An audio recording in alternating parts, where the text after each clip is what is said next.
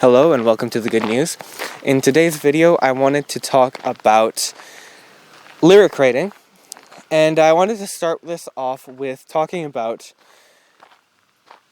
something that you've probably heard if you follow music-related content online.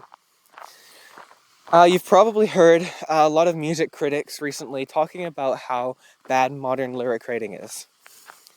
And in a sense, to a degree, I agree. There is, of course, throughout the years, obviously, there's always been songs with bad lyrics. That's not a new thing.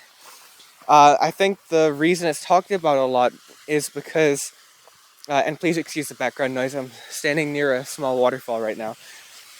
But the reason I think it's talked about more recently is because there's sort of been a push of songs with more with lyrics that aren't as good as in times gone by. And I think that may be because, and this is just my opinion, I don't know how much evidence this has to support it, but just as my opinion, I feel it may be because artists tend to focus more now on catchy melodies and things like that to make their songs more listenable, I guess you could say, to somebody who doesn't really care about lyrics or things like that, just somebody who wants to listen to music for fun. And of course, there's a lot of people out there who listen to music for that reason. And so artists tend to focus, in my opinion, more on melodies and stuff like that. And it is important to focus on those elements of music, of course, but I think lyrics are also really important. And of course, if you go looking, you will find modern artists out there, probably a lot, with really good lyrics. I'm not saying it's not out there. But the reason I'm saying this is because whether or not you like it, the music you listen to will affect the way you write songs profoundly. So let's say you listen to a lot of classical music.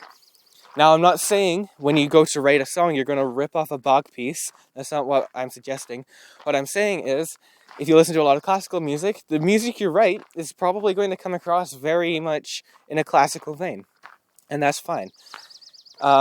If you listen to a lot of rock, then your songwriting is going to be probably more focused towards rock.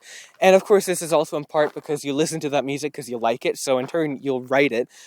But it's not just that. It's also that you will embody pieces of songs and things different artists use in your music.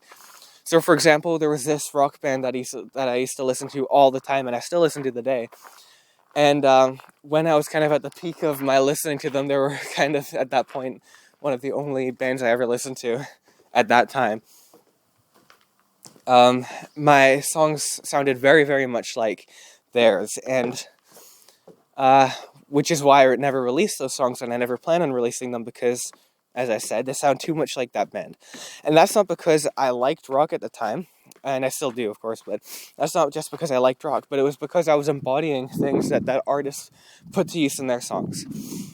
So, whether or not you like it, the music you listen to will profoundly affect your songwriting, and that's not necessarily a bad thing, but you do have to balance it so that you don't end up plagiarizing. And I don't want to scare you. I doubt you're going to end up writing a song too much like someone else's, but counterbalance it a bit. So if you're into writing gospel, but you don't want to sound too much like the one band you listen to all the time, then listen to other bands. It's not really that complicated. If you don't want to sound too much like one person or a band, then just listen to other kinds of music, and you will embody lyric techniques, you'll embody chord progressions that other people use, etc. And you will grow your musical database by expanding the amount of artists and bands you listen to. So, when it comes to lyric writing, I think it's really important that you choose to listen to bands that you know or artists that you know have really good lyrics. Because if you find that you're always listening to music with bad lyrics and you recognize them to be bad lyrics, then I hate to say it, but it's going to be harder for you to write lyrics that you like, because you're sort of like I said before, embodying that kind of music.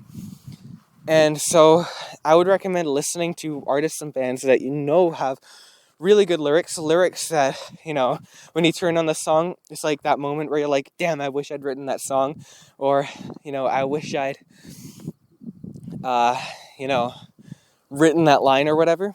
If you end up listening to things like that, trust me, you will very quickly, I imagine, begin writing lyrics that you'll be proud of and lyrics that you enjoy writing. And it's the same for all aspects of music.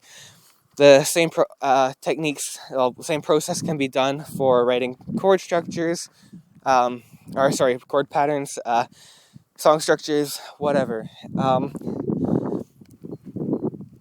It will the music you listen to will influence your music profoundly.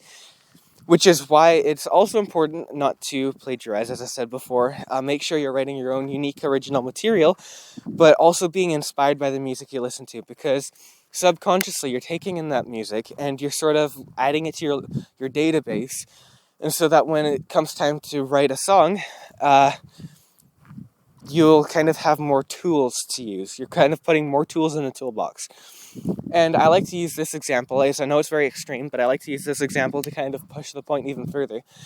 Imagine giving somebody a guitar, a pen, and a notepad and saying, write me a song. And they've never listened to a song in their life. They've never heard of music before. They've never heard a song before. They just have no idea what it is. They're not going to be able to do anything, right? They may pluck some strings on the guitar, maybe write some words down, but they have no idea what to do, right? Because I've never heard a song before. It's reasonable, right? They don't know what they're meant to do. Now, let's say they've only ever listened to one song in their life, just one song.